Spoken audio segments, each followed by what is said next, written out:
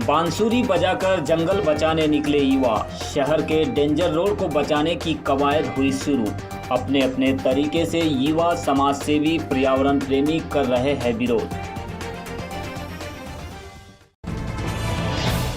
मध्य प्रदेश के बालाघाट में शहर से सटे जंगल को काटकर सड़क बनाने के विरोध में शहर के युवा आगे आए हैं।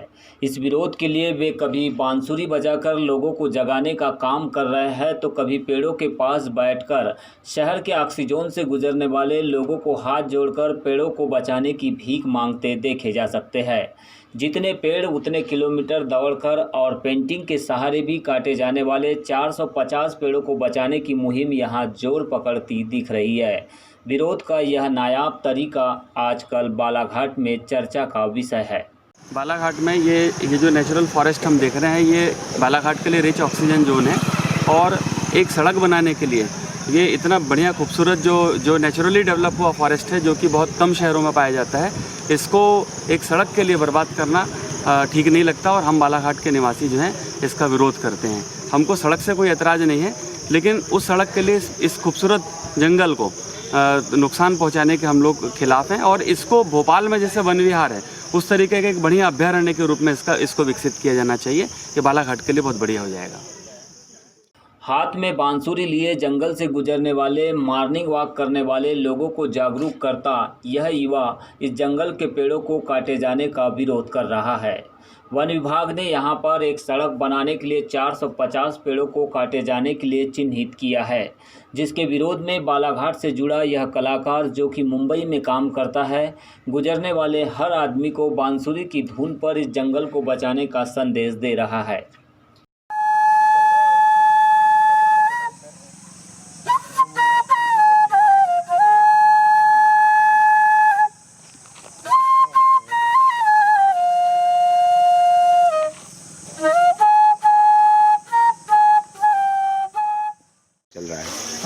मैं विरोध से ज़्यादा एक चीज़ कहूँगा कि जिम्मेदारी मुझे लगता है बतौर कलाकार ये भविष्य के लिए, आज आने वाली जो पीढ़ी है उसके लिए हमारी जिम्मेदारी बनती है। तो इसलिए मुझे लगता है कि इस बात को लोगों तक पहुँचाना चाहिए।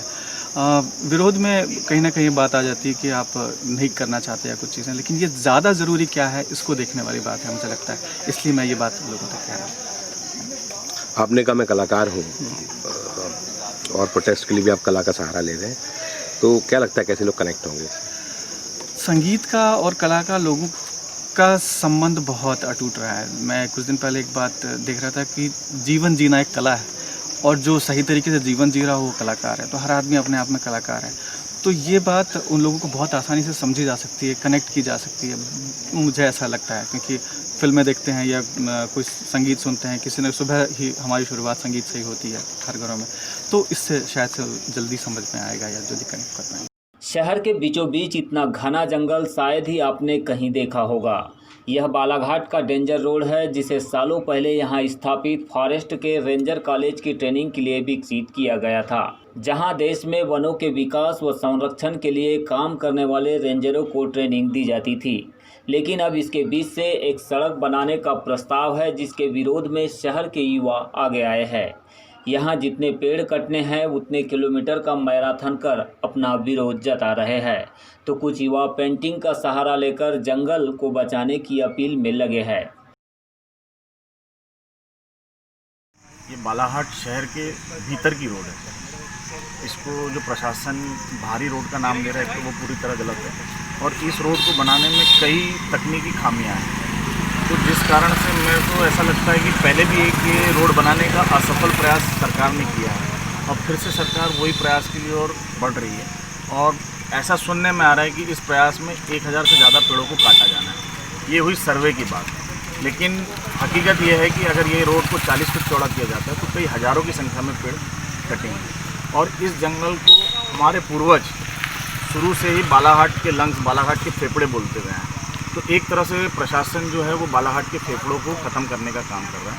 अभी आप देखेंगे जो कोरोना महामारी फैली है, इसमें जितने भी पॉजिटिव मरीज आए हैं वो बाहर से बालाघाट आए हुए मरीजों को ही कोरोना निकला, जबकि बालाघाट के स्थानीय नागरिकों में से एक भी नागरिक कोरोना पॉजिटिव नहीं मिला। तो मैं समझता हूँ उसके पीछे यदि कोई कारण है तो हमारे शहर से लगा हुआ जंगल है। शहर से लगा हुआ जंगल बेहद संपन्न होने के कारण और हमारे से इतने करीब होने के कारण हम आज इस महामारी से बचे हुए हैं। तो निश्चित तौर पर फॉरेस्ट ये कट रहा है। मैं इस रोड पे पिछले 10 सालों से मॉर्निंग वॉक करता हूँ, तो मेरे लिए तो एक बड़ी दुख की बात है और असहनीय पीड़ा की बात है। तो मैं चाहता हूँ कि ये जंगल नहीं कटना चाहिए। और जिस तरह से हम लोगों में चर्चा करते हैं, युवाओं से, बुजुर्गों से, तो एक ही बात निकल के आती है कि इस जंगल को बचाए रखना हमारी प्राथमिकता होनी चाहिए।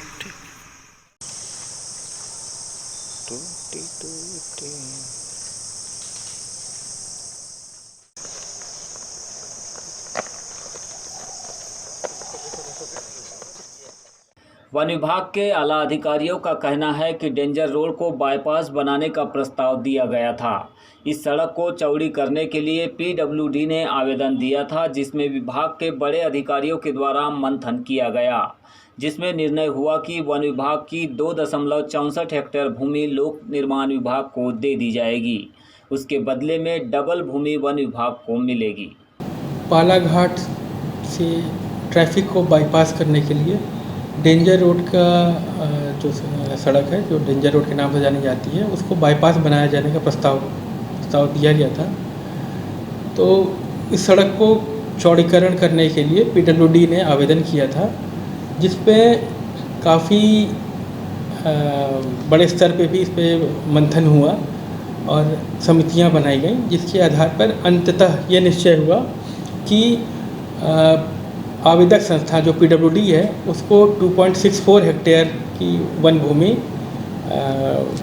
दे दी जाएगी और उसके बदले में 2.64 हेक्टेयर का डबल भूमि हमें मिलेगी, वन विभाग को मिलेगी, जिस पे कैंपा के माध्यम से वृक्षारोपण किया जाएगा।